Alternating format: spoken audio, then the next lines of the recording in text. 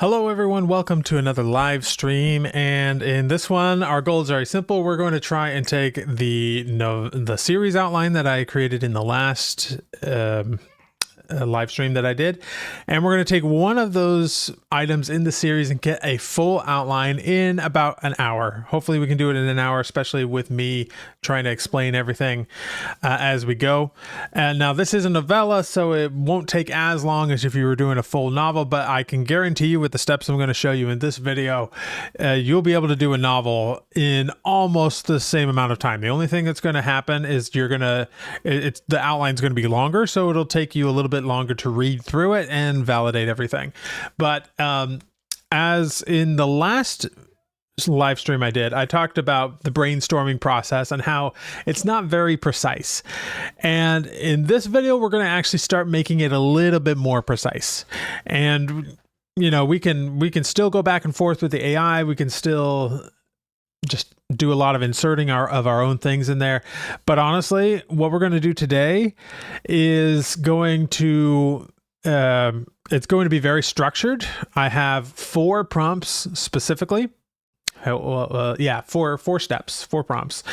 And those 4 prompts, at the end of them, we'll go through and put our own human validation on it to make sure we add anything we want to add, take away anything that's not in line with our vision, just go through and make sure everything looks good in between each of those steps. And then by the end of those steps, we will have a complete, very thorough finished outline. So if you guys want to know what that looks like, then stay tuned and continue to watch the live stream. So let me switch to sharing my screen here. So if you recall, this is what we came up with last time, which is the series outline for what I'm just calling for now the Spawn of the Abyss series, which is a series of novellas set in my pulp era of my universe, which is kind of like a gothic horror pulp thing, a little bit of gaslamp fantasy, a little bit of cosmic horror filled in there. And so we created this series outline of 5 novellas.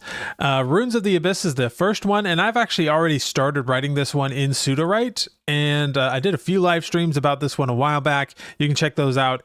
I will be continuing it, but later, and I'm just going to do that one in Pseudowrite. So the one we're going to be outlining today is the second one, the Bloodline of the Abyss, so we just have 3 paragraphs here about what that's about.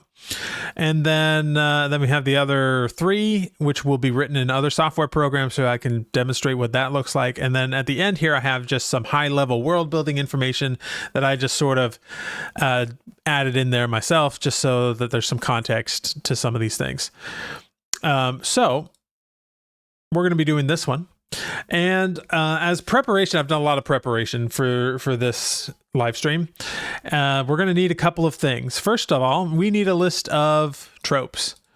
And so I just went through into Perplexity and asked it to give me a comprehensive list of common tropes for gothic horror and cosmic horror, because there's elements of both in this story.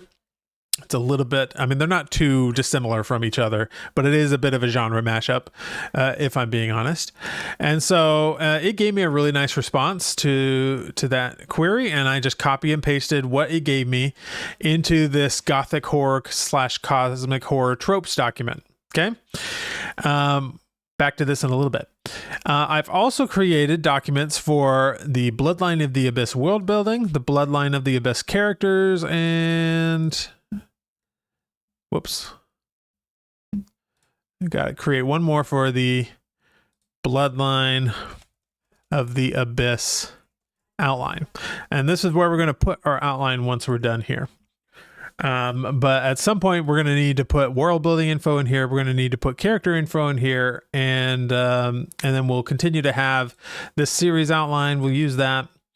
And let's start going into it. So I've written down my prompts here. and my process.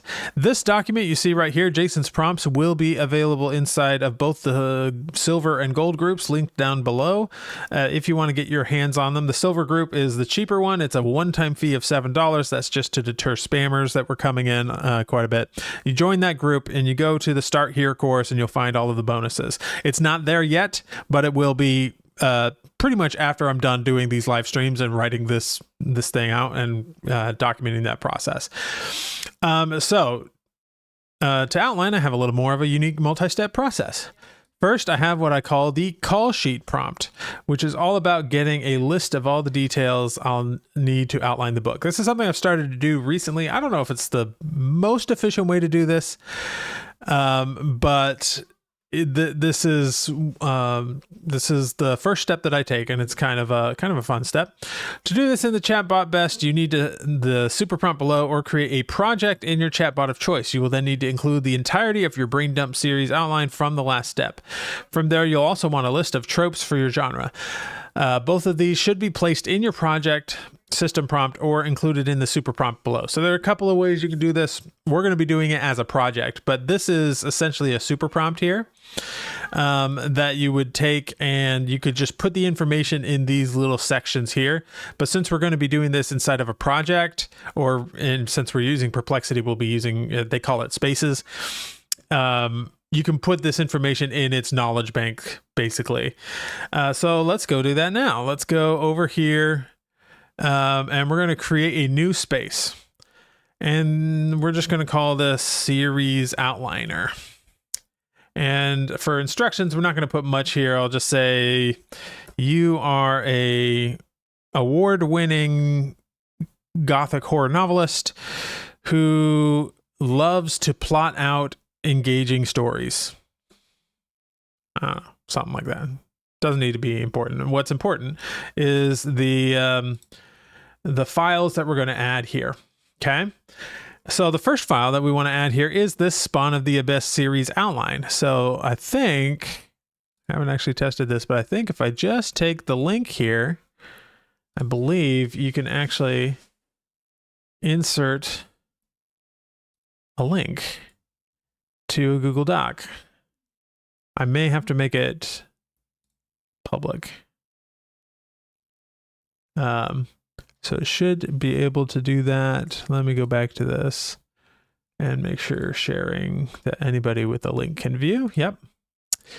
I'll do that with all of these. Anyone with a link can view.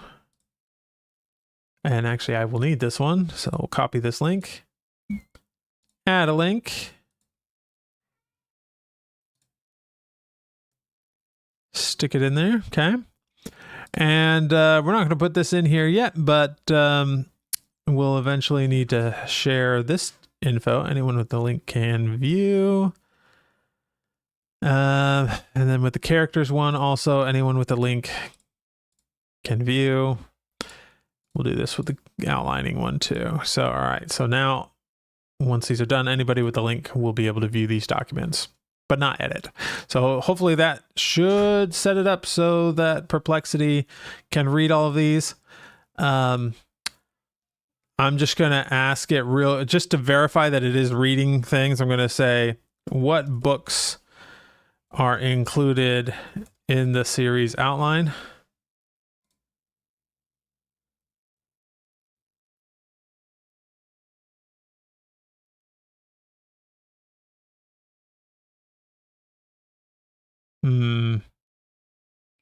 Maybe it doesn't have access to them, or it's not reading it correctly. Okay, well, hold on.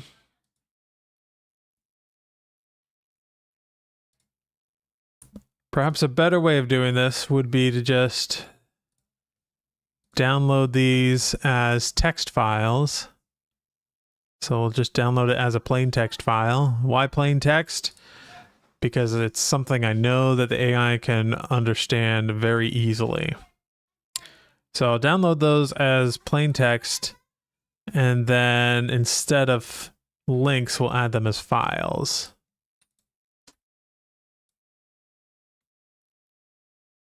Okay. Another thing I'm going to do for this space, let's go to the settings of the space. We're going to turn off web search by default. Oop. Save that. And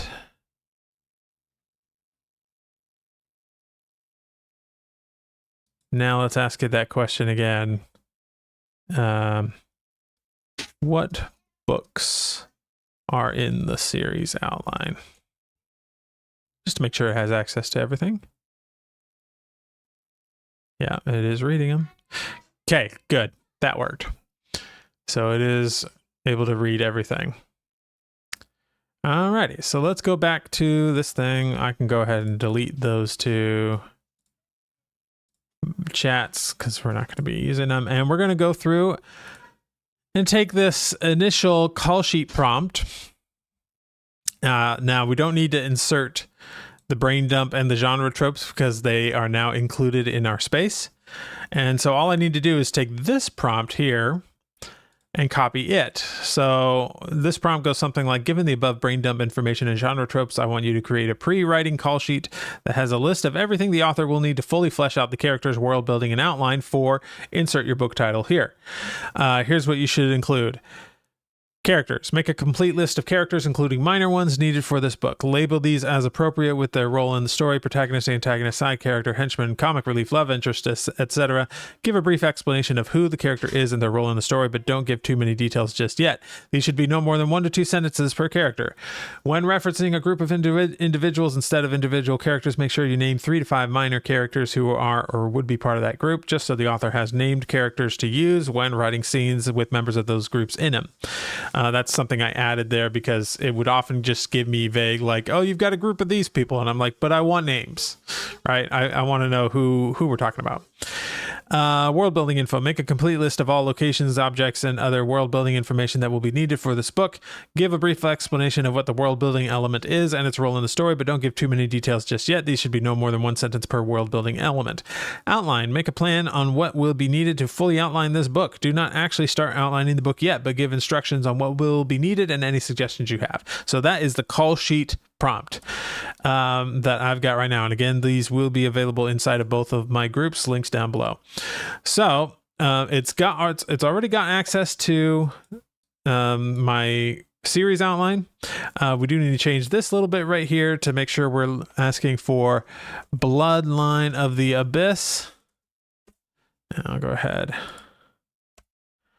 And just to clarify, we'll add the second book in the series so it knows which one I'm talking about.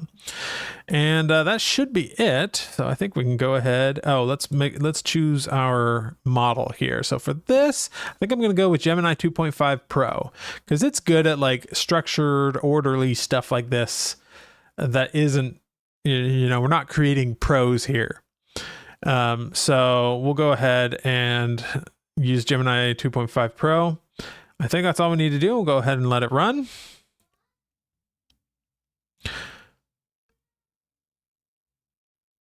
And that reminds me, I should probably actually create a file for this call sheet. Bloodline of the Abyss call sheet. That way we can include this information later and fix it up and everything. Okay, of course, here's a pre-writing call sheet for the Bloodline of the Abyss to help flesh out the story's character, world, and plot. Complete list of characters needed to populate the narrative of Carmilla's origins. All right, so I told you that there were going to be 4 steps. This was step 1, and now we need to go through and validate this before we move on to the next step. Okay, so let's go ahead. We're going to just dump this inside of our thing here. I don't know why it's adding in all of these little things.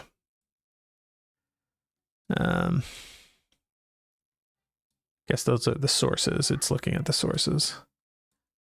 So we'll go clean that up just a little bit before actually getting into it. Now I don't anticipate having too many problems with this document. I don't anticipate changing much about it because right now it's just making a list of things we need. And if I see something that's like, it's clearly like, no, we definitely don't want that, then I'll change it. But I have a feeling most of this I'll be like, yeah, that's good. All right, a complete list of characters needed to populate the narrative of Carmilla's origin. We have Carmilla, protagonist, a compassionate and idealistic novice nun at a remote Benedictine convent. She becomes the first vampire after she volunteers for a cure to save others, but retains her free will in defiance of the cosmic entity that created her. We have Nyarlathotep / Father Morpheus, who is the antagonist. One of the outer gods, the crawling chaos, and an ancient and manipulative cosmic entity. He masquerades as a visiting bishop named Father Morpheus to oversee his experiment in perfecting a vampiric strain of the cosmic bacteria. Sister Agatha, the mother superior of the convent, she collaborates with Father Morpheus, believing he is creating a cure that will save. Okay, yeah, this is all good. So it's just pulling this from the series outline. We established a lot of these details initially. But here are some that are probably new. Novice nuns, side characters. The other nuns at the convent who are unaware of the dark experiments happening within its walls. They represent the innocence and faith that is being corrupted. And then here we have Ilara. You see Ilara or Ilana all the time with AI. So let's just come up with some other names, shall we? Oh gosh. Let's see, what location are we on? We're in Austria. So Austrian girl names. Marie, Amelie, Christina, Leah, Birgit. I'm sorry to anybody in Austria if I am butchering these names. Let's go with Lena. I like Lena. Where are we?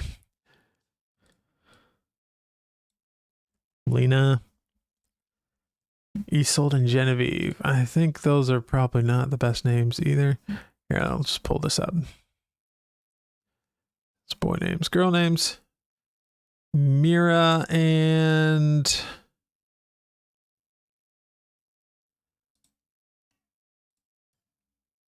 Gisela. Let's do that. Mira and Gisela.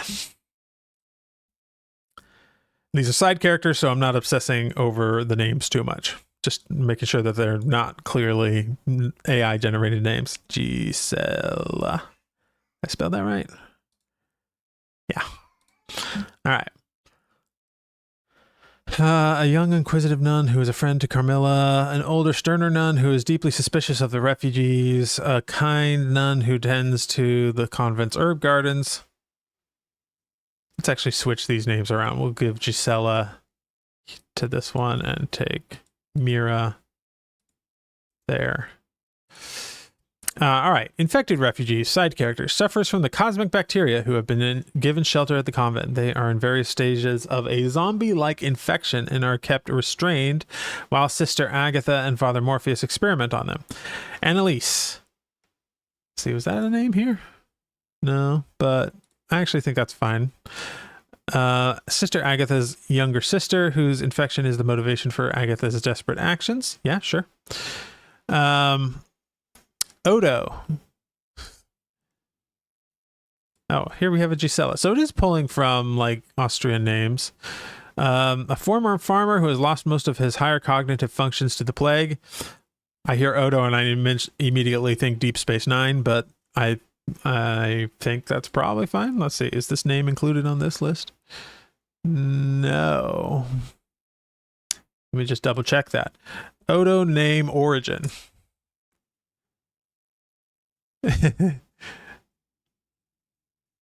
I'm not looking for the Star Trek. The French. Otho and Odo. We'll just leave it. Ulrich. I feel like I see this name a lot too. Ulrich name origin. Visigothic origin. Okay, so that would fit. And then we'll need a different name than Gisela. Let's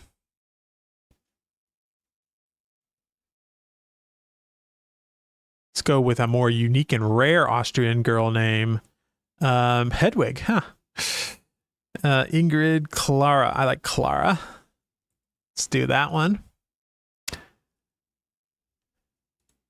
The reason I'm doing this all live, I know some of this will be tedious to some of you who don't have a whole lot of time in your lives, but I like people to see exactly my process.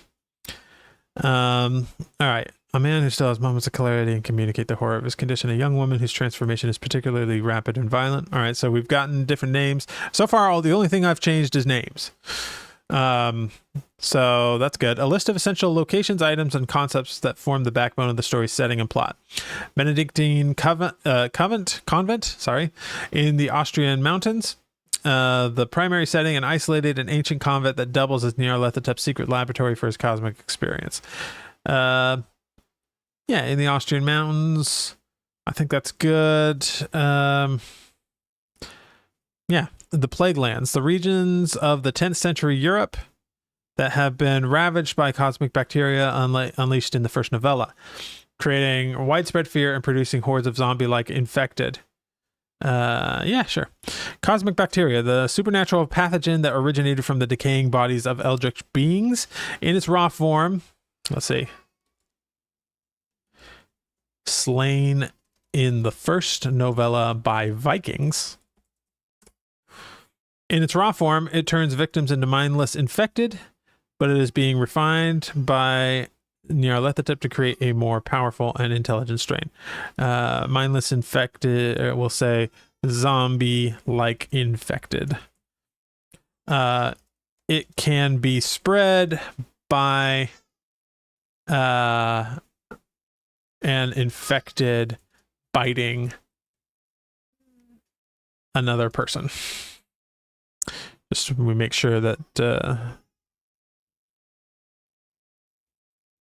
that it knows how it's spread and that it isn't just something that you can get from airborne or even scratching or something like that. Like it has to be maybe blood or saliva. The ancient text, a forbidden tome in Sister Agatha's possession that contains information about the cosmic infection. It is the source of her initial knowledge and the tool Nyarlathotep manipulates her with. While it is not known, while it is not revealed in this story what this book is, it is heavily, it is in reality the Necronomicon. But it should never be named as such, except by perhaps Nyarlathotep in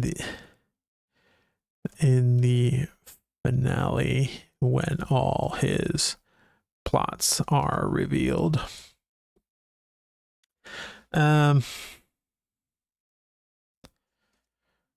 Nyarlathotep would be the only one who understands what it is.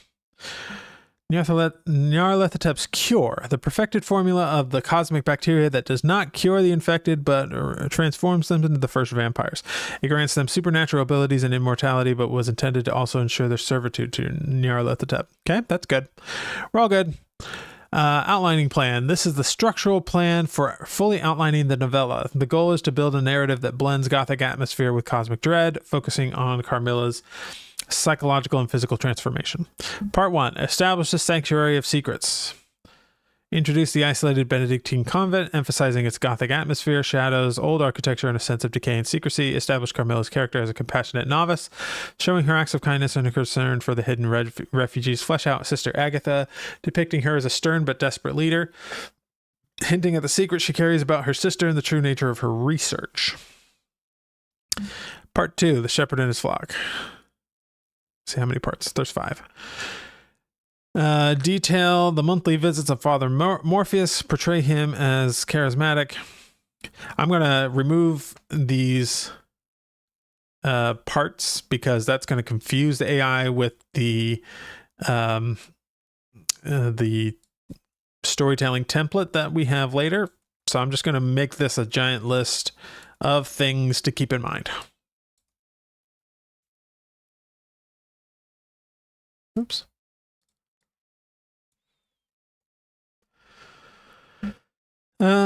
Detail the monthly visits, portray him as charismatic holy figure.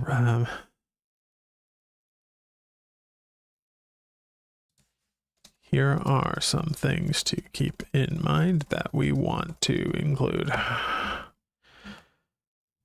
Write scenes showing his manipulation of Sister Agatha, playing on her desperation, build the dramatic irony as the audience knows he is a cosmic horror entity in disguise.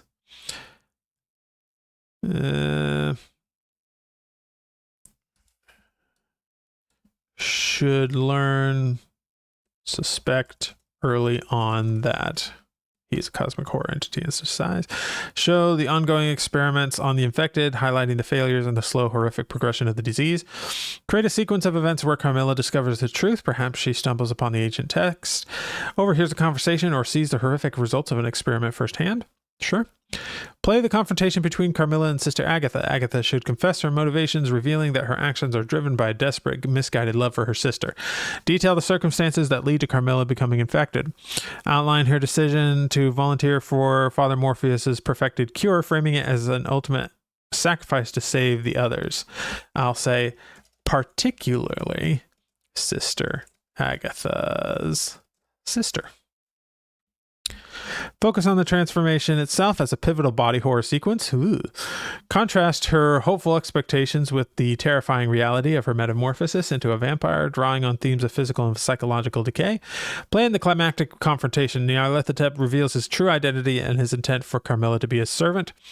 Outline how Carmilla, now possessing immense power but retaining her free will, rejects him. This act should be a triumph of the human spirit over cosmic indifference. What's a better way to phrase that?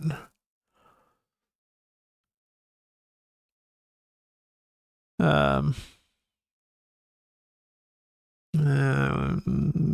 mean, it's not wrong. It just sounds very AI-y. Craft the bittersweet ending. Carmilla drives Nyarlathotep away and warns Sister Agatha, but her victory comes at a cost. The other infected cannot be saved and perish. Carmilla leaves the convent, now a solitary, immortal figure stepping into a world that is not ready for her. I would say I want to add even more tragedy to this.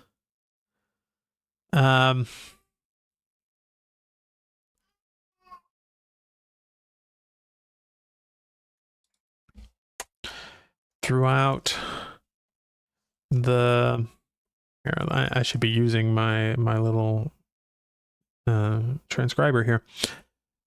Throughout the course of the climax, have Sister Agatha slowly go mad.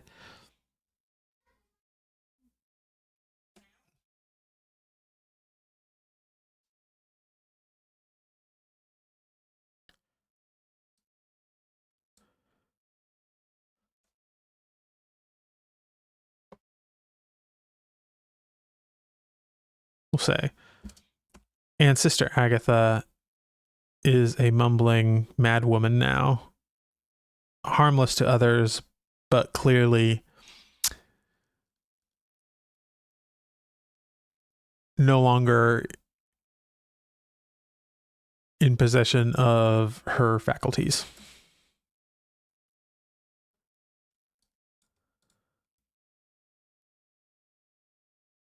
All right. Carmilla leaves the convent, now a solitary immortal figure stepping into a world that is not ready for her. All right, we're done. We're done with step one. So we're going to go ahead and download this text file. And we're going to go back to the series outliner and add this as part of the files that we have access to. Add files, add the call sheet. And we are now ready to move on to step number 2, which is characters. We're going to develop our characters. So by the end of this whole thing, we'll have a sheet of fully fleshed out characters. We'll have a sheet of fully fleshed out world building elements that the AI needs to know. And we'll have the outline itself. I do characters and world building first because those things can inform the outline. But we're done with like the pre-work stuff.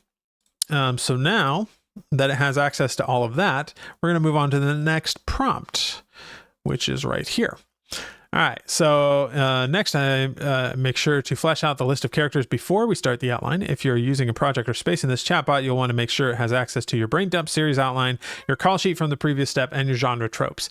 Alternatively, you could insert these into the super prompt below. So if we weren't using a space like this where we were able to have all of that information saved here in these files, you could just put it all inside of a super prompt like I have listed here.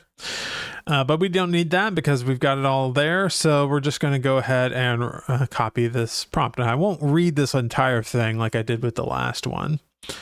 But I'll show you quickly what it does. So given the above brain dump information, genre tropes, and outline call sheet, I want you to create a fully fleshed out list of all the important characters needed specifically for insert your book here. For each major character, I want you to have the following, and then we get a bunch of things. So we have a physical description, primary role in the story, their personality types, core motivation, background, an interesting quirk, dialogue style, dialogue examples. And for minor characters, just have 1 to 2 sentences for each that give us a brief understanding of their background, their core desire, and their relationship to the plot. Then I ask it to format it in a very specific format.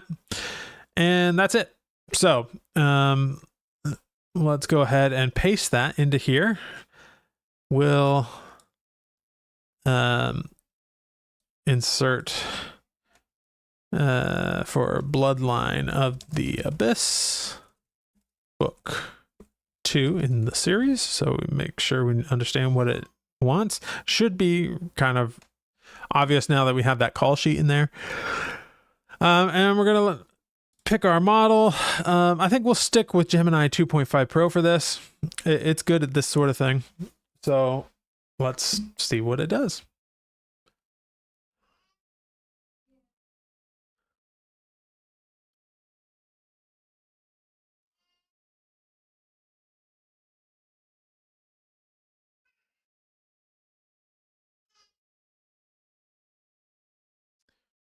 Giving a little while to go.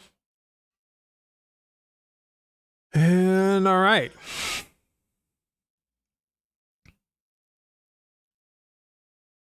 It's not formatting it like I want, but that's because I'm using a chatbot. If I were using an API, it would be formatting this appropriately. All right, I'll go ahead and copy this. And all right, so this was the call sheet, and here is our character sheet. We don't need this.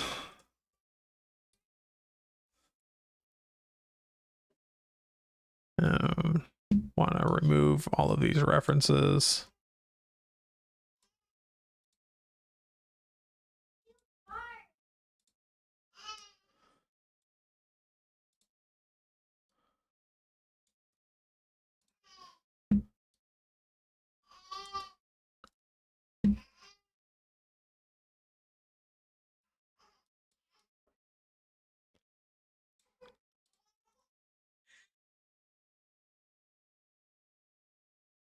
Okay, I think that should be good. Oh, no, we still have a few more of these. Well, I'll fix them as we go along. All right, so now we've got our list of characters. So let's go through and start reading through this. I'm not going to read it all out loud. I'm just going to kind of scan through it and see if I see anything that I want to change. Maybe I will read this first one, though, because it's the main character, and you can see what I'm doing. So we have her physical description. A young woman in her late teens with pallid complexion and large, startling, observant gray eyes that seem to reflect the candlelight of the convent's halls. Her form is slender beneath the simple, coarse fabric of her novice's habit, and her dark hair is completely hidden by her wimple, framing a face defined by its earnest, compassionate expression. Role in the story, protagonist, personality profiles. We have Myers-Briggs INFJ. That sounds about right. Enneagram is type 2, the helper. Clifton's strengths is empathy, belief, and responsibility. Sure. Core motivation driven by profound and unwavering compassion. Carmilla's deep desire is to alleviate the suffering of others, because her initial upbringing was a source of such pain for her. She's willing to sacrifice her own well-being and even her soul to bring peace and healing to a world she sees as wrecked with a horrifying unjust plague. She's willing to sacrifice her own well-being. We'll say she is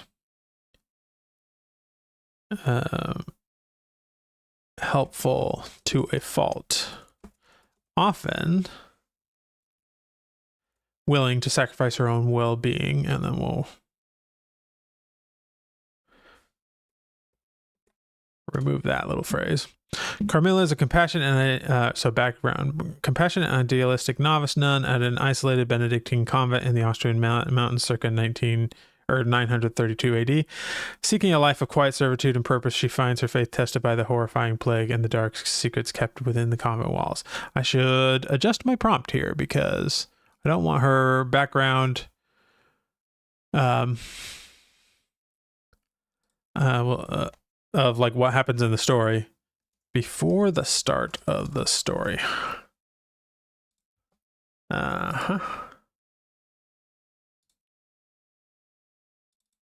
Just quickly update this in my own notes.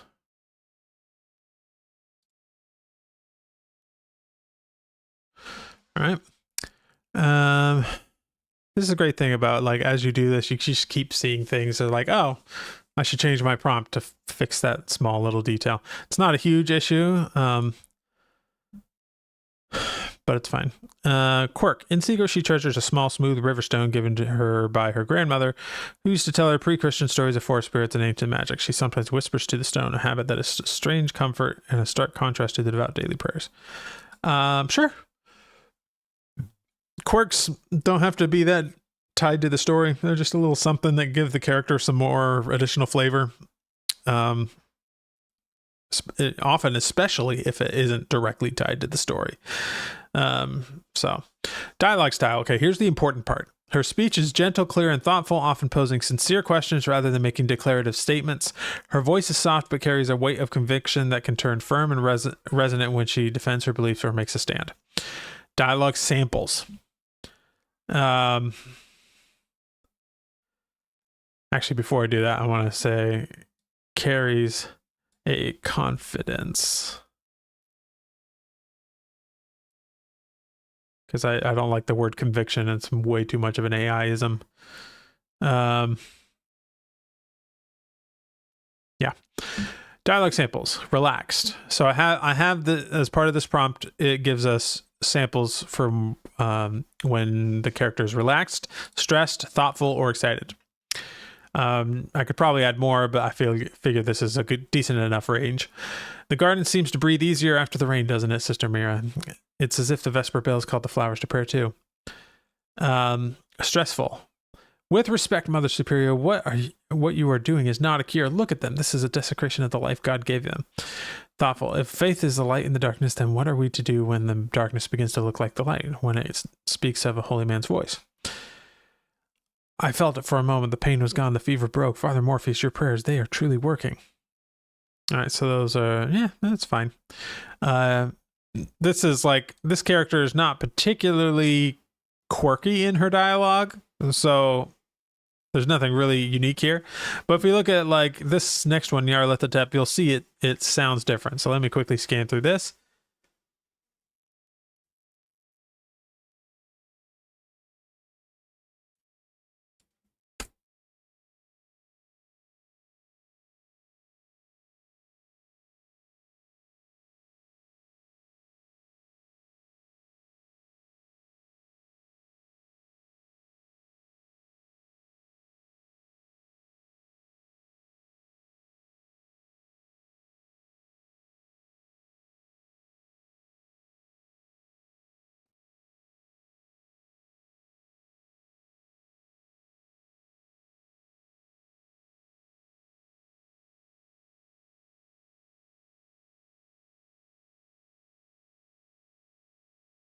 Oh, this is an interesting quirk. I'm going to remove it, though. This character is not actually the type of character that has quirks.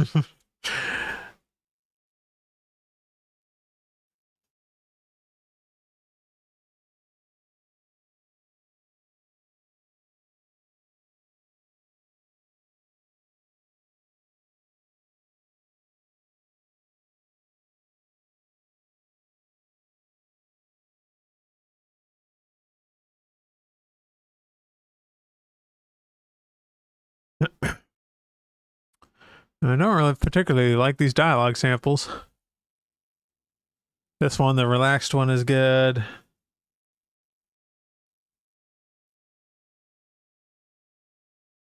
Stressful one is okay.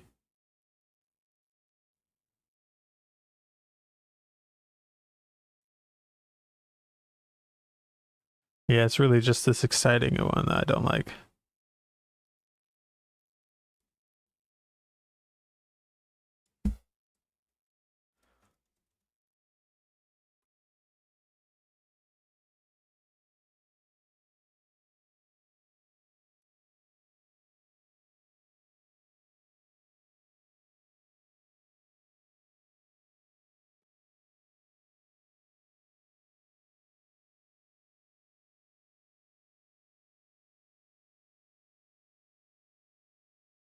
Okay, just rewriting some of the dialogue there. I'm also going to add when discovered as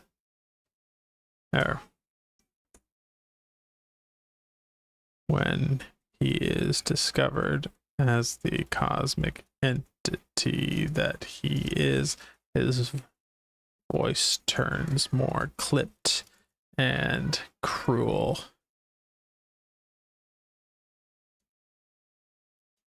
While he maintains composure and confidence.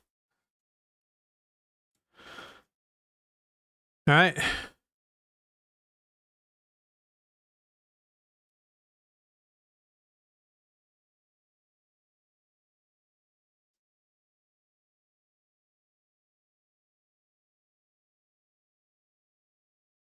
All right. Next one, Sister Agatha. These are like the three main characters. Stark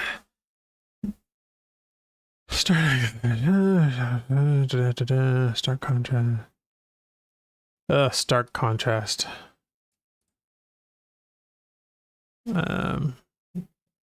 Despite the turmoil inside her, she carries her authority like a shield, her posture rigid and unyielding. Yeah. Her single all-consuming desire is to find the cure for her infected young sister Annalise. This desperate love has made her willing to compromise her faith, her morality, and the safety of her entire convent, making her an unwitting pawn in a cosmic game. Yep. As Mother Superior, Sister Agatha is the leader of the convent. Her life's purpose was shattered when her sister was afflicted with the plague. In her desperation, she turns to an ancient forbidden text and false promises of Father Morpheus, transforming her sanctuary into a secret laboratory and prison. She is a master of micrography, the medieval art of creating intricate designs and images out of minuscule script. In the dead of night, she will copy passages from Psalms into the margins of her ledgers, her hand steady and precise, the one area of her life where she can still create perfect, unblemished order. I like that. We'll keep that. Her speech is formal, clipped, and often sounds like a command or a reprimand. She uses piety as a weapon and a defense, but her voice becomes strained and loses its authority when she's confronted or questioned about her methods. Samples. Relaxed. This is rare for her. All right, that's good. All right.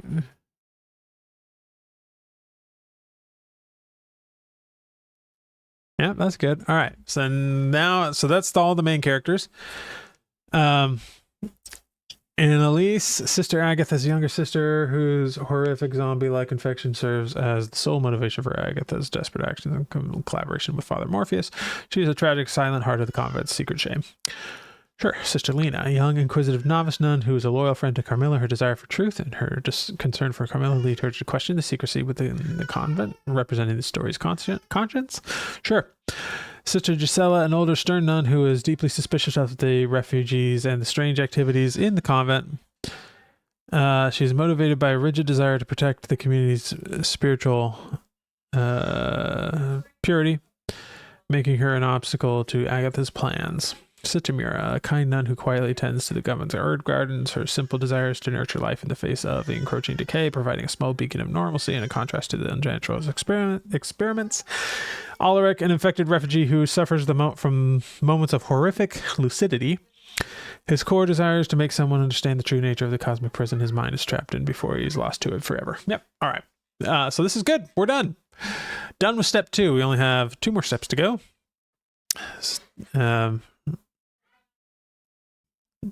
I think we're on track. I should have started a timer when I actually started doing this to see if it would actually take an hour. It should be about an hour. But we're going to go ahead and actually, before we put in the character details, well, no, we can add the character details now. There's nothing wrong with that. So we'll add in the document with our character details. All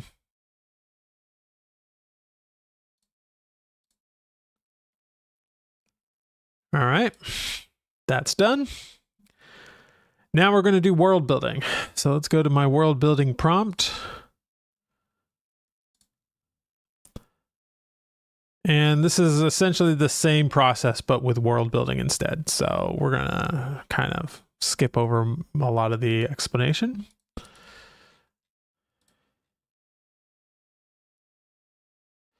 Given the above brain dump genre tropes and outline call sheet, I want you to create a fleshed out list of all the important setting and world building elements needed specifically for Bloodline of the Abyss, the second book in the series. I want you to organize all the world building elements into categories. So I have it categorize things here. And then we go from there.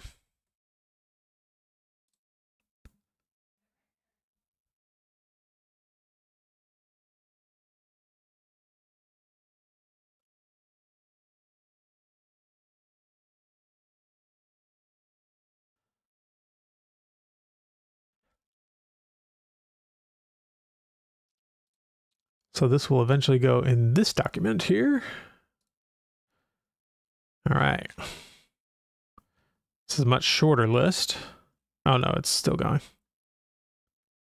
We done? Cool. So copy this, go into our world building document, paste it in, and let's go through it. This should hopefully not take as long as the characters. There's less detail per item than there is for the other characters. All right, cosmic bacteria.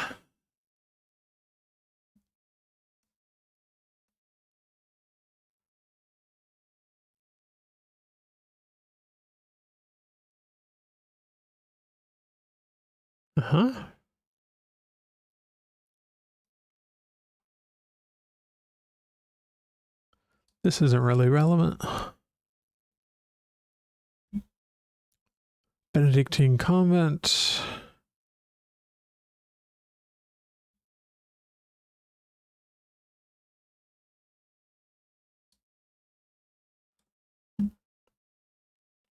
These are the regions of 10th century Europe.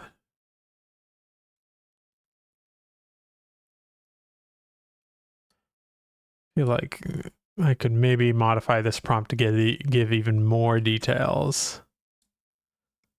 Especially for settings, because settings, you need lots of details, like how many rooms does it have? How is it sort of structured? All of that. For this one, it's not that important because it's a small novella and it's probably not going to matter too much, but in the future, I might add that to my prompt.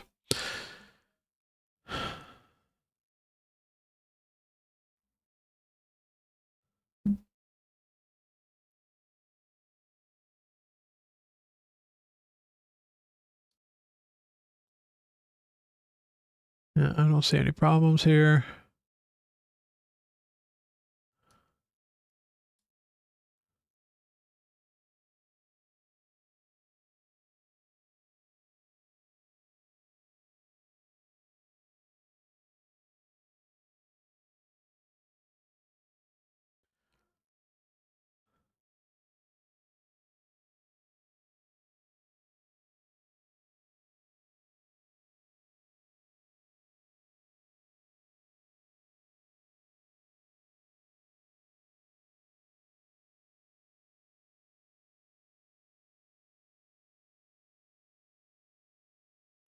None of this would be known to any of the characters except Father Morpheus / Nyarlathotep.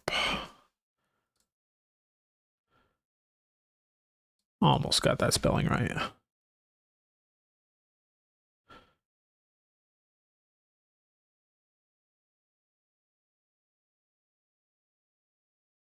All right, yeah, this is all fine. There isn't a whole lot of world building that's important for this particular thing. At least that isn't already explained in the plot of the story itself. So thankfully this didn't take long. So we're going to go ahead and download this and go into our series outliner and add it as a file.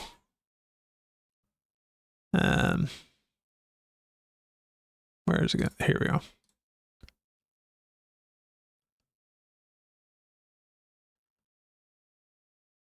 All right.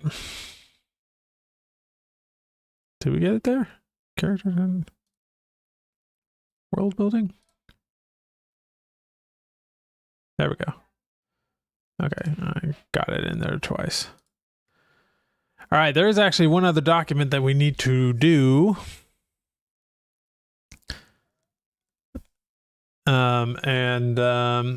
That is a template for the outline. Now you could have AI do its own thing. You could ask it to use whatever you want. You could use Hero's Journey, Save the Cat, but I've specifically generated created my own version called the plot module. The main plot module is for full-length books and it's about 40 to 42 chapters. But I did create one for novellas that is 10 chapters. That's this one right here. Which has just ideas of what should happen in each chapter. I find this really helps the outlining process, so I'm going to go ahead and download this and also include it in my list of files. I didn't do so until now because we're only getting to the outline now. And I suspect with all of the pre-work that we've done so far, I will probably be okay with this outline. We're going to outline it two different ways, though. Unfortunately, one of the drawbacks of Perplexity is that I do not have access to Claude Opus 4.1 thinking because I am not on the max plan. So if I want to use Opus 4.1, which I do think I've tested this prompt with so many different things, like Claude Sonnet 4 thinking will be fine. And we'll use it. I'll show how we use it here, but I'm going to also include this in, I'm going to go to a separate API to run this prompt with Opus 4.1. So for now, this is the first time we're going to not be using Gemini 2.5 Pro. We are going to switch to Sonnet 4 thinking and grab our prompt first. So here's the next step 4, the last step in this process. Once you have your list of characters and world building finalized, it's time to start creating your outline. As before, if you're using the project space, you can insert your brain dump characters, world building, genre tropes, and outlining template into the project's files, or you can use the super prompt exactly as outlined below. So this is the super prompt, and I will be using this in an API. So let's go to Open Router to do this. We're going to add our model, which is going to be Claude Opus 4.1. And let's go ahead and put the whole thing in there. If you'll just pardon me while I do this. So first we need the world building. Where are you? Here we go. So here's all the world building information. Just copy it into here. Next, we need the character information. That's this one. Copy all this. Enter it into here. Next, we need the brain dump. That's the initial, no, not the call sheet. Where are you? Spawn of the event, this one. This is why I don't really use chatbots as much for this process, because there are more efficient ways to do this, but I'm just showing how it works. My list of tropes, grab that, put that here.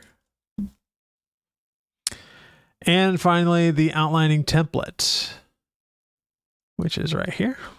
Grab that, stick it here.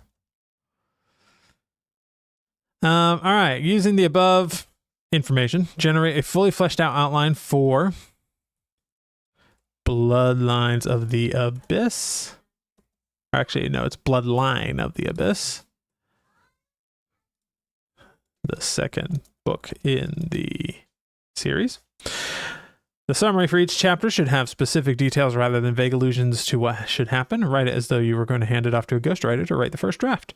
Format your list using Markdown in the following format, and then I have it do that. So this is actually a relatively simple prompt, because I actually find you don't need to prompt engineer the heck out of this one. This one, it actually does pretty well given all of the context we've given it. So I'm going to run this one.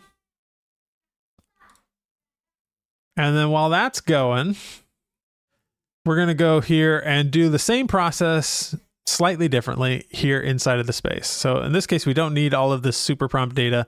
We just need the instructions. So we'll take this, put it in here.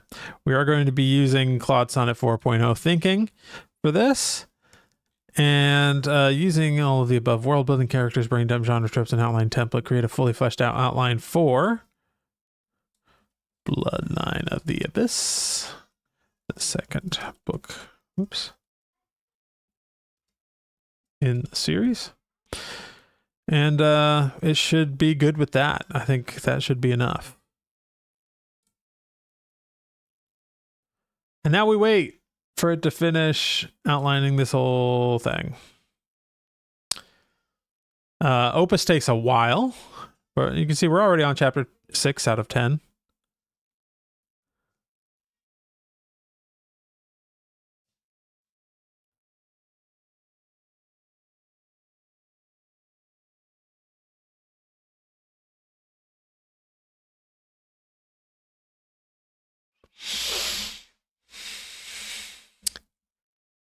And this one is also going. And these will be both pretty good, pretty close to each other. The reason I'm using Opus and I'm doing Opus in a separate API is because I have just found that Opus has it does a marginally better job at outlining. But that might be my personal preference, and I go with it because I think it's the best. But because Opus is way more expensive, like I'll show you how much it costs me in a second for this one prompt. That might be less attractive to some people. All of the Claude Sonnet 4 will be like a fifth of the price or so.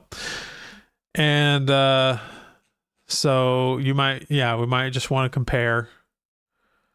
All right, we're still going chapter 8 here.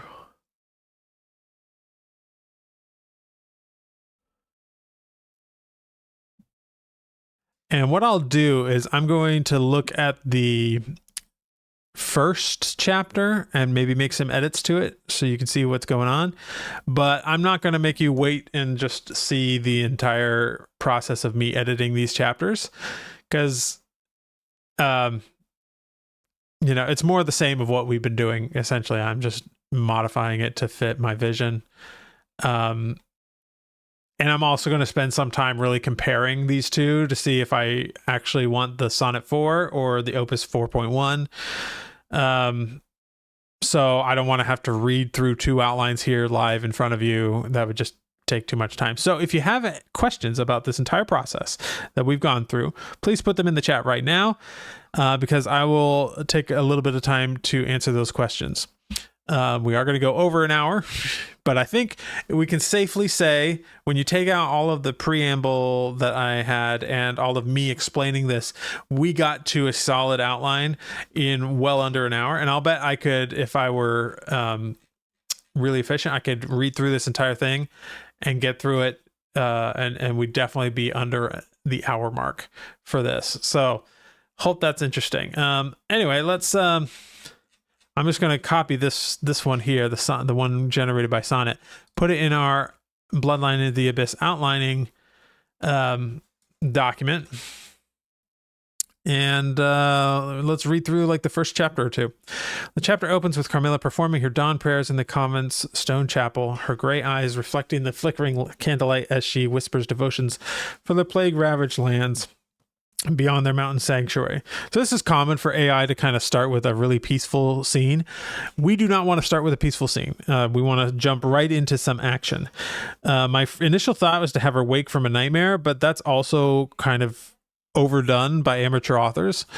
And so that I don't really want to do that either. So I'm going to think on that a little bit longer, maybe get some ideas from AI. Or see what Opus did. In fact, let's see what Opus did. It's probably the same sort of thing.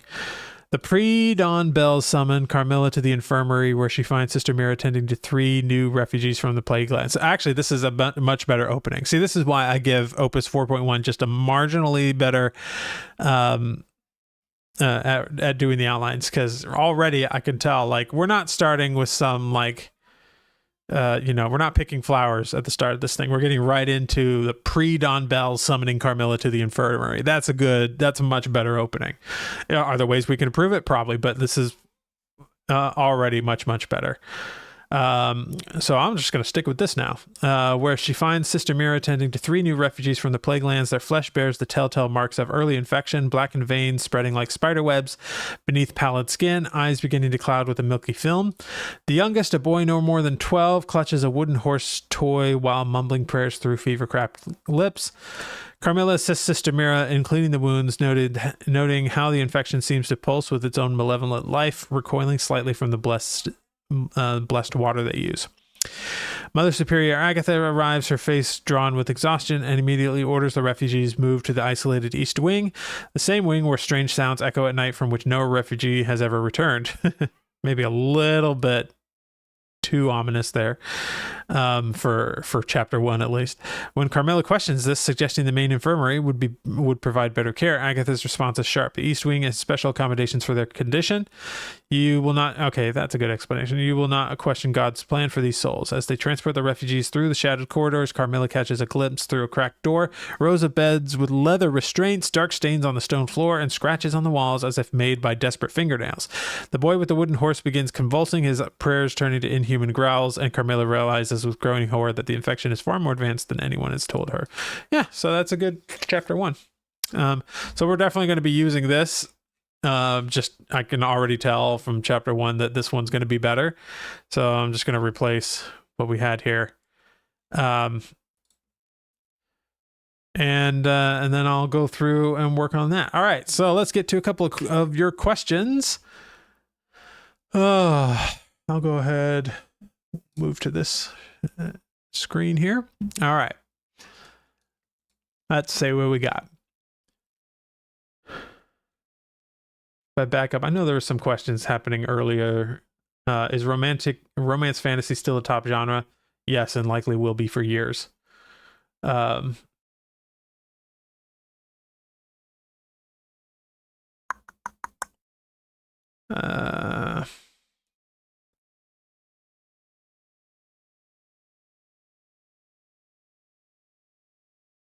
do you prompt it with to remove the AI-isms? Oh, he's talking to somebody else.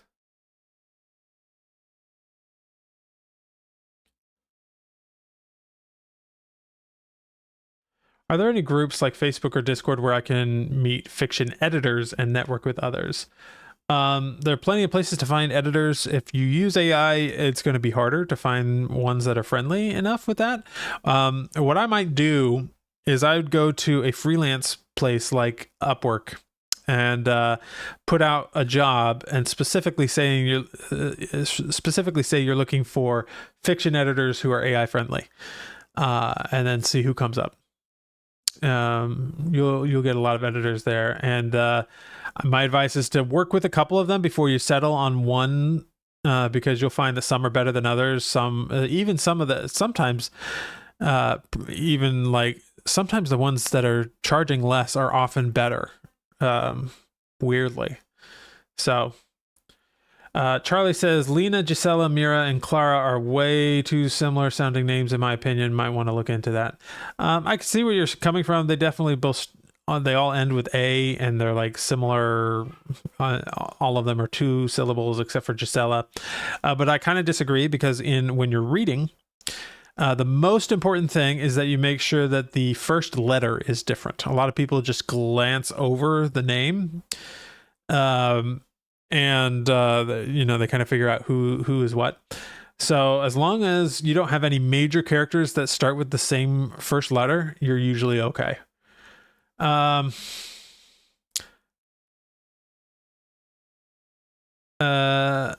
J Chuck says, I wonder if anyone else uses voice mode in their process. I personally use it heavily, then have it make my source docs based on the conversations I have. Yeah, that's a great way to do it. What I've done here is a much more engineered way of doing it. And I like it. But often when I'm kind of coming up with the initial concept, like you saw in the last one where we were sort of going through and creating the series outline, that's a little bit more imprecise, and it's a lot more of just me going back and forth with the AI.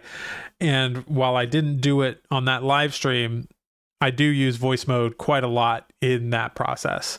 But then once I've kind of got all of my notes, my brain dump all down, then I start taking it into a much more structured format like what you saw today. That helps me get everything ready.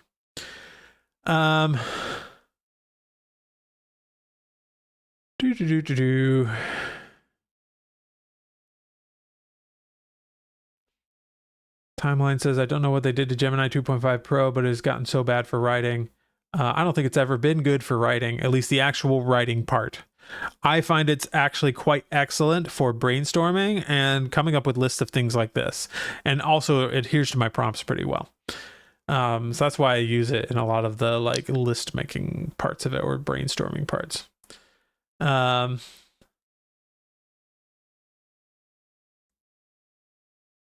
The peaceful scene doesn't apply for horror genres. Every time the AI gives me is a devastating beginning. Yeah, for sure. 2.5 Pro would be decent for outlining, but you wouldn't want it for pros. So every single one of these prompts that you saw me do today, I have tested with like 10 different models, all of them the most recent and cutting edge in their category. And I picked the ones I picked because those were the ones I thought it did best at. Outlining, 2.5 Pro did a decent job at the outlining. But I just found that you're starting to get more into a creative territory once you get to the outline. And so I still find that the Claude models were some of the best for that, for me personally.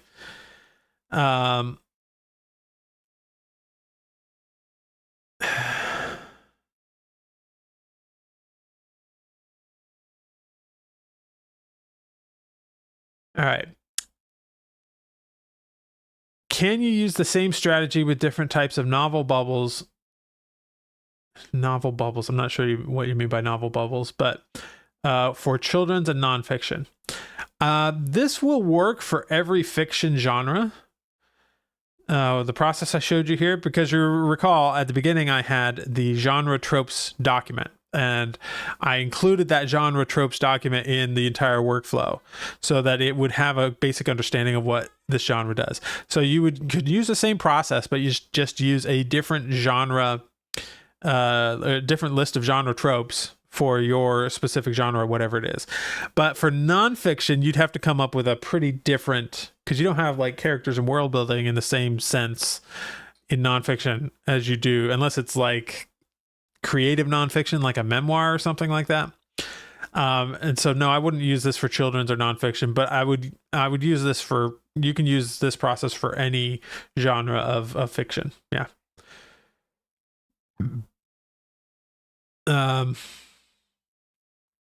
Question: the prompts you propose apply for so it'll work for psychological horror. You just need to make sure you got the right genre tropes document with the correct genre in it.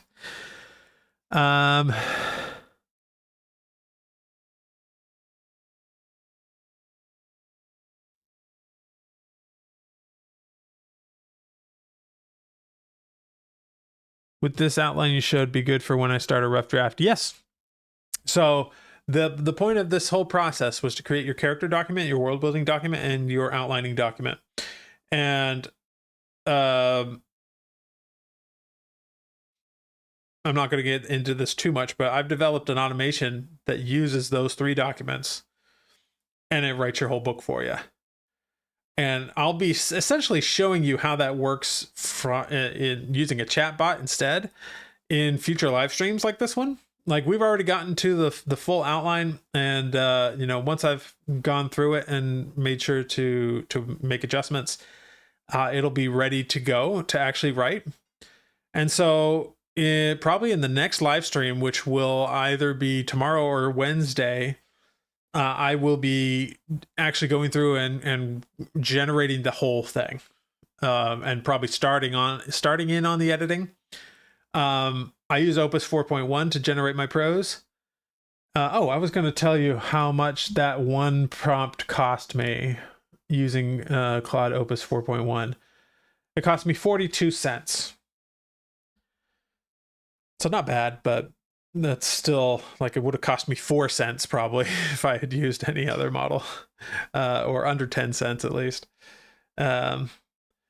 So yes, we are ready to start working on the prose at this point, at least once I've gone through the outline and fixed it up. So really, this is kind of a 3-step process. The first step was going through and making that entire series outline. And in this step is going through and creating the characters sheet, the world building sheet, and the outline, the fully fleshed out outline. All that's needed now is to just go through and write the book, and then edit the book, of course. But I think you'll find with the process I'm going to show you in the next live stream, and the prompting that I'm using in the next live stream, the quality of the prose is good. I'll just say that it's good. All right.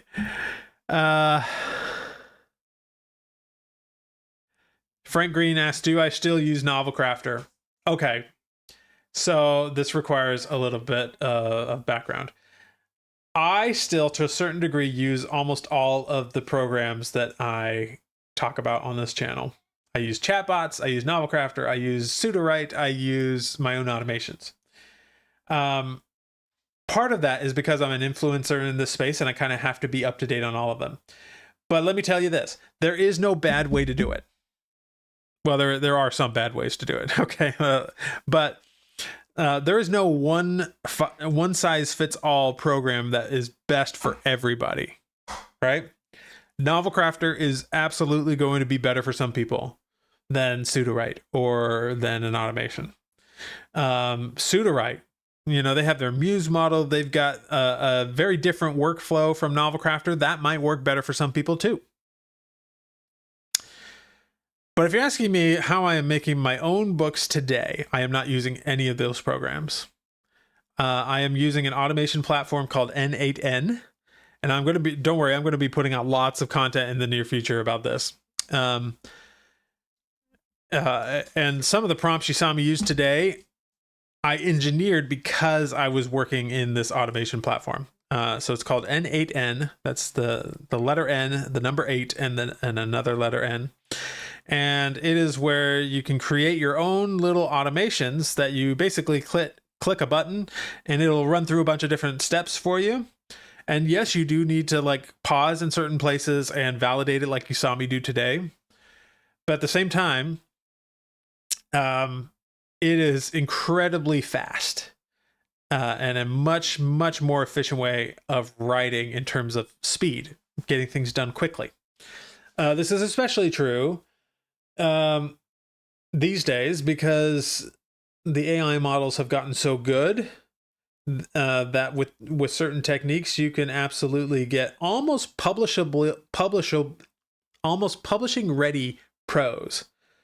That you just need to read through it, make sure you fix anything. Like the prose is good. It's really good. And the outlining process is easier and quicker, and like all of this, like everything we did today, I could have done in one click with an automation. And then I would have had to go through and validate it all, but I could have done it in one click. So that just shows you where we're at. And so because I'm all about that, then I am preferring automations these days. But those are a lot to set up. And that's, yeah, they're a lot to set up, especially if you're not very technically inclined. Yes. So,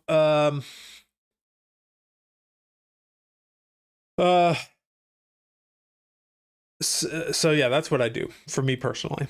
But like I said, there is no one size fits all solution for everybody. Everybody has their own ways of doing things that they like, and you can absolutely get amazing prose in Novel Crafter, in Sudowrite, in Raptorite, in Plot Drive.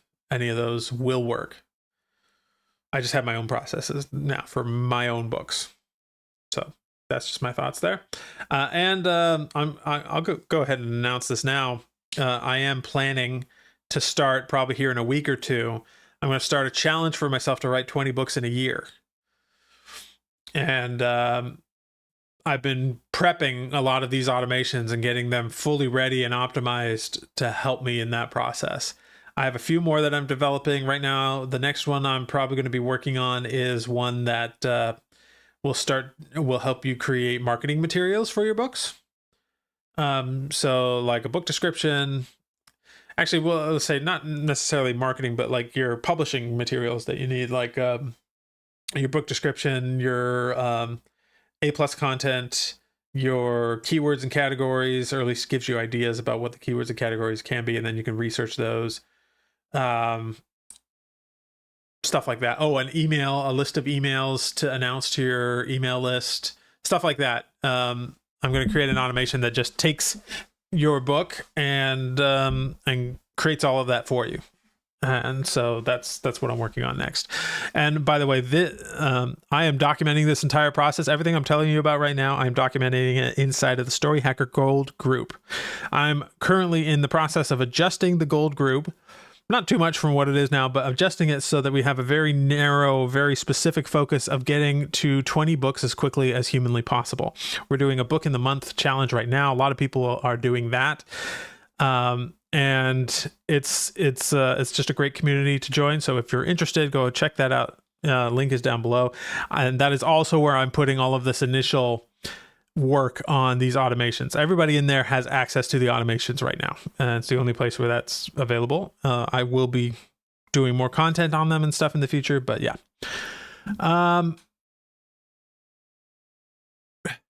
And Frosty says, I find 4.1 Opus to be the best for my workflow, but it is so expensive to use. Agree, but it's definitely, I think at this point in time, the better one for certain processes, especially for prose writing. If you do a rough draft in Sonnet, then have Opus finish it, it's less expensive. I don't know.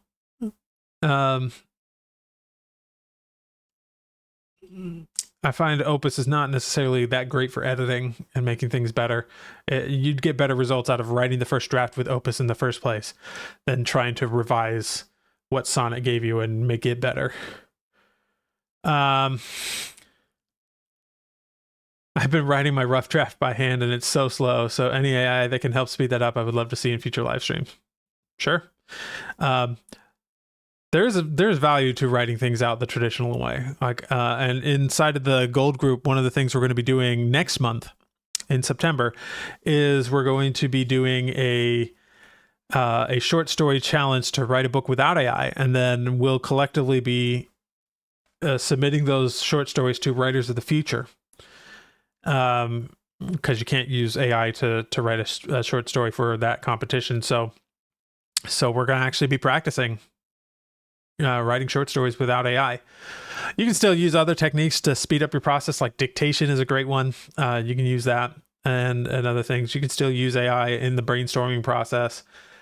But the actual words that come out of your mouth, or that you type out, or that you write by hand, those need to be done without AI. And so we are going to be doing that, because my goal with the Gold group is not just to learn how to write books quickly and efficiently, but also to get better as storytellers. One of the biggest things that the critics of AI say is that AI will make us lazy. It's not true, but I also want to make sure we are doing exercises that are proven to help us get better as prose writers. So that's something we're doing starting next month. We'll do that challenge, because the Writers of the Future deadline is at the end of September. So in September, we will be doing that challenge. All right. N8N for the win. Such a powerful tool, not just for making content, but for marketing. Yep, I agree.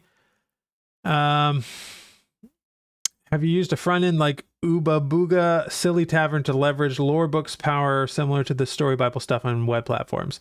I have not. I have my own automations to create story Bibles and things like that. Editing is a slowdown. I agree. I do try to with my automations to get them as good as, like, the prompt work I've done in my automations is the best work I've ever done. I've had to optimize it so perfectly because I want to get it as close as humanly possible. That's ironic, an ironic phrase, humanly possible, but as close as possible to being perfect, so that the amount of work you have to do yourself is less.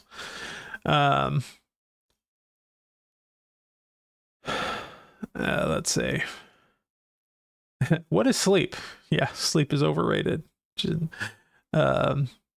Sleep is great. I prioritize. Okay, this is a side note, but you guys don't know how much I prioritize sleep.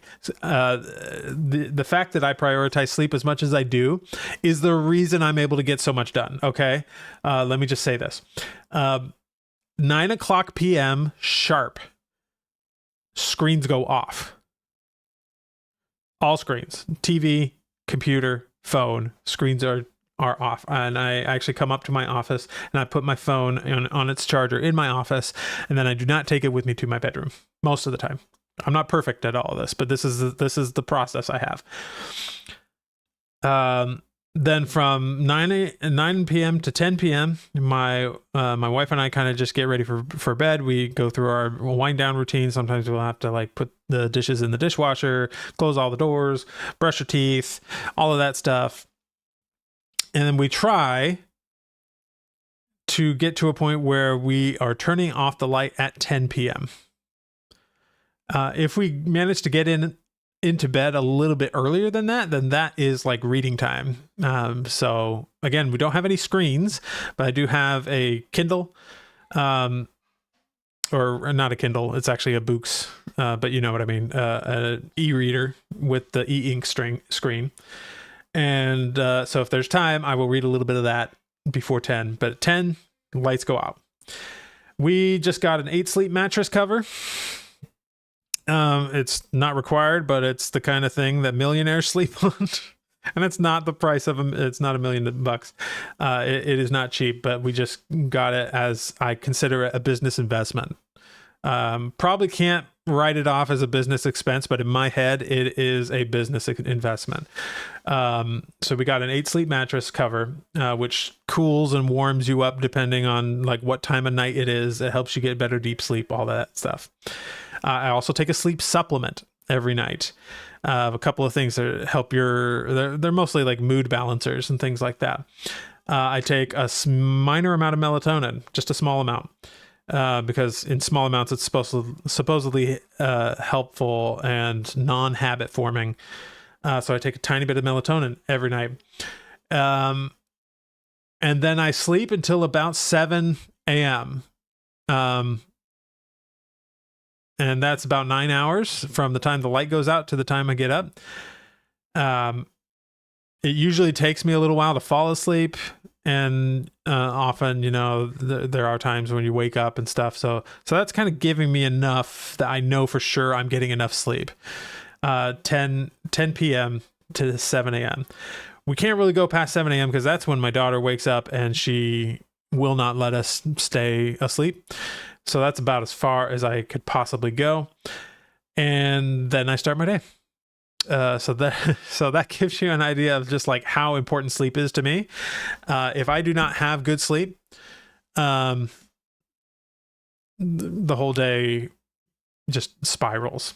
Another thing that I've been doing recently is alternate day fasting for weight loss purposes. And I found that the days when I'm fasting and I don't have as much food in my belly that's being digested, I get a better sleep that night too. I know some people will say if you're doing intermittent fasting, you should actually skip dinner, not breakfast, because the longer you can have between your last meal and when you go to sleep, the better your sleep quality will be.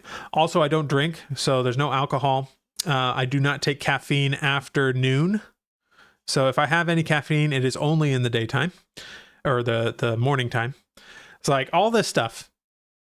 People like, this is what you got to do if you want to like really be efficient as an entrepreneur and all of that. Like sleep should be 100% top priority. Anyway, sorry, that was totally a side note. But just to give you guys an idea of how important sleep is. It's the reason I get all done that I can do.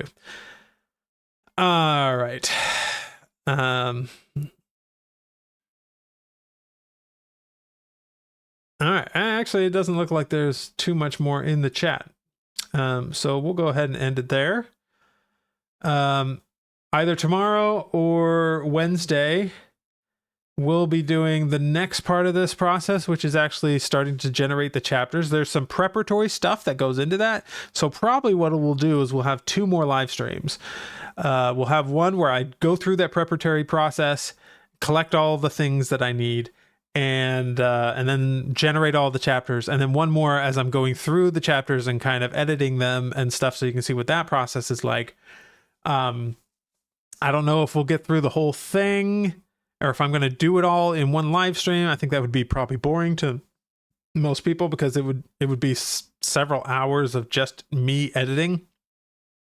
But I'll give you at least an hour of me editing, so you can see what that process is like, and then I'll probably just finish it up on my own. So we'll have 2 more live streams going over this process. So yeah, come back either tomorrow or Wednesday, and we'll do that.